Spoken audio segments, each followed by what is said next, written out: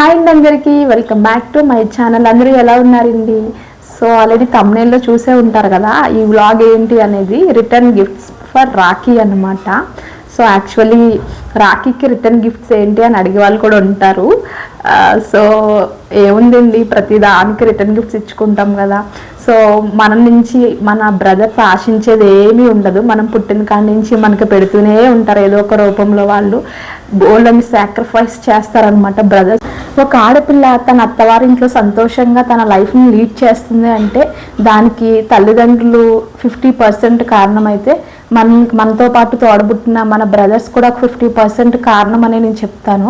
ఎందుకంటే ప్రతి ఆడబిడ్డ తల్లిదండ్రులు కూడా తమకంటే కొంచెం ఉన్నత స్థితిలో ఉన్న వాళ్ళకే తన ఆడపిల్లనిచ్చి పెళ్లి చేయాలని అనుకుంటారు. సో దానికి సహకరించడంలో బ్రదర్స్ కూడా 50% అయితే బ్రదర్స్ కూడా ఒక ఆలోచన ఉంటుంది అని నేను చెప్తాను.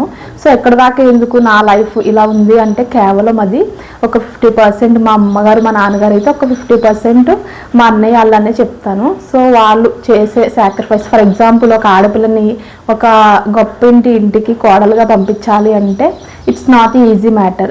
ఎస్ఆర్నో ఈ రోజుల్లో డౌరీ అని లేకపోతే గిఫ్ట్ల రూపంలో కానీ ఏదో ఒకటి ఇవ్వాల్సింది అల్లుడు. అలా తమకంటే ఉన్నతమైన ఒక గొప్పింటికి తమ కూతుర్ని పంపుతున్నారు అంటే దాంట్లో సహకరించే విషయంలో మన బ్రదర్స్తో కూడా ఒక పార్ట్ అయి ఉంటుంది. ఎందుకంటే వాళ్ళు స్వార్థంగా ఆలోచించరన్నమాట. నాకన్నే మా ఇల్లు ఇలా ఉంది, సో మా చెల్లి వాళ్ళ అత్తగారి ఇల్లు ఇంకా బాగుండాలని ఆలోచిస్తారు తప్ప తనకంటే తక్కువగా ఉండాలని మాత్రం.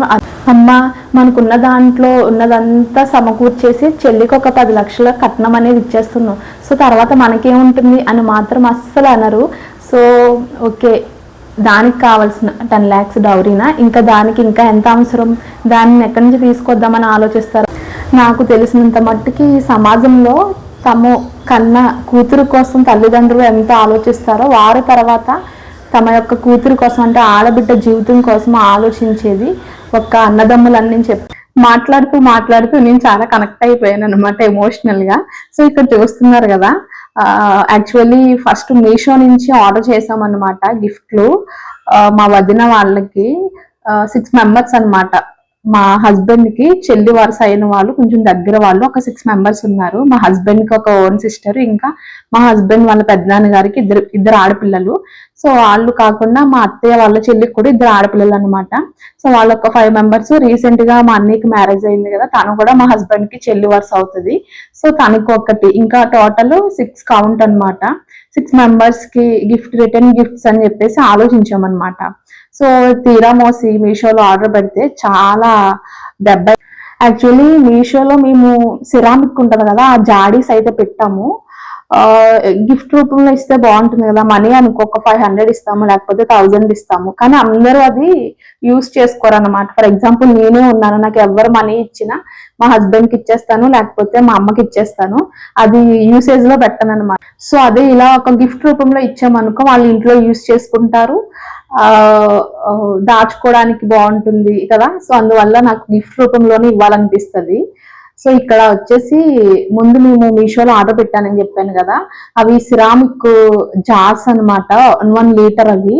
సో 6 sets ఆర్డర్ పెడితే క్యాష్ ఆన్ డెలివరీ పెడితే లేట్ అవుతుందేమో అని చెప్పేసి ముందే ఫోన్ పే చేసేసారు అమౌంట్ అంతని.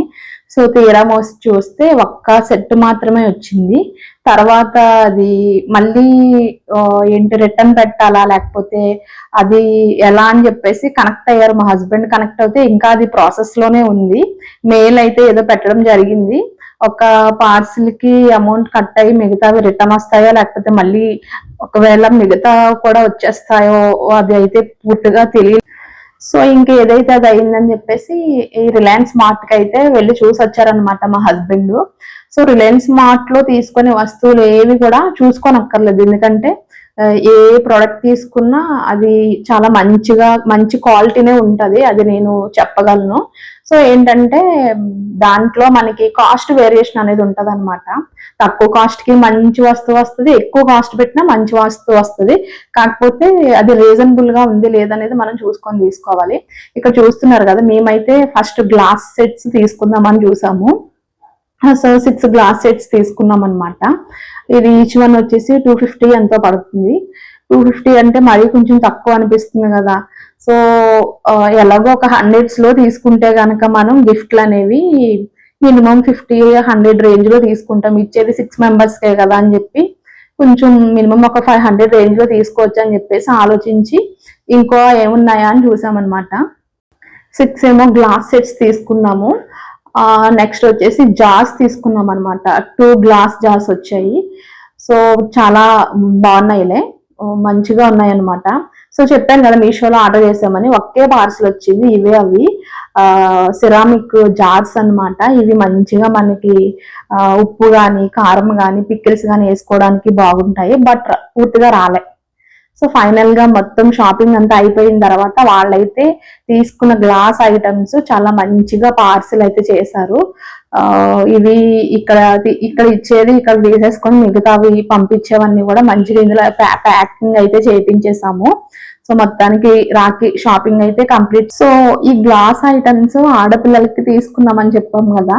మా అన్నయ్యలకి వచ్చేసి నేను మా హస్బెండ్ బర్త్డే షాపింగ్ కి వెళ్ళాను కదా ట్రెండ్స్ కి, అప్పుడే మా అన్నయ్య వాళ్ళకి కావాల్సిన షర్ట్స్ తీసుకున్నాను. సో మా పెద్ద నేనైతే వెతుక్కున్నాడు కానీ వాడికి నచ్చలేదని వదిలేశాడు. వాడికి ఇంకా అయితే నేను బుక్ చేసుకోవాలి, చెప్పులు కావాలని అడిగాడు వాడు. చెప్పులు అయితే బుక్ చేయాలి. సో ఫైనల్ గా ఇదండి మా రాఖీ రిటర్న్ గిఫ్ట్స్ వీడియో అనమాట. సో ఈవినింగ్ ఇంటికి వచ్చిన తర్వాత చోలో భటూరా తినాలనిపించింది. సో ఈ వీడియో మీకు నచ్చిన ఏమాత్రం ఇన్ఫర్మేటివ్ గా అనిపించిన కమెంట్ సెక్షన్ లో కంపల్సరీ కమెంట్స్ అయితే పెట్టండి.